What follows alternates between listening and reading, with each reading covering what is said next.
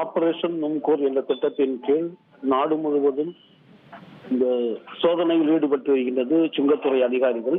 இதில் பூட்டானில் இருந்து வாகனங்கள் முறைகேடாக மத்திய அரசுடைய வரிகளை செலுத்தாமல் ஏய்ப்பு செய்து இந்த முறைகேடு நடைபெற்றுள்ளதாக கூறி விசாரணை நடைபெற்று வருகின்ற நிலையில் கேரளாவில் நடிகர் மம்முட்டி, அவரது மகனும் நடிகருமான துல்கர் சல்மான், அதே போன்று நடிகர்கள் பிருத்திவிராஜ், அமித் சகாலாக்கல் ஆகியோரின் வீடுகளிலும் நேற்று சோதனையிடப்பட்டது. பல்வேறு ஆவணங்களும் சேகரிக்கப்பட்டுள்ளது. இந்த சூழலில்தான் இந்த விவகாரம் என்பது நாட்டிற்கு பாதுகாப்புக்கு அச்சுறுத்தலை ஏற்படுத்தும் விதமாக அமைந்துள்ளதாக கருதியும், அதே போன்று இந்த கடத்தலோடு வாகன கடத்தலோடு தங்க கடத்தலும் நடைபெற்றுள்ளதா என்கின்ற சந்தேகத்தின் அடிப்படையில் தற்போது தேசிய புலனாய்வு முகமையான NIA இந்த விவகாரத்தில் தலையிட்டுள்ளது. நேற்று நடைபெற்ற சோதனை உள்ளிட்ட விவரங்களை சுங்கத்துறை அதிகாரிகளிடம் NIA கேட்டுள்ளது.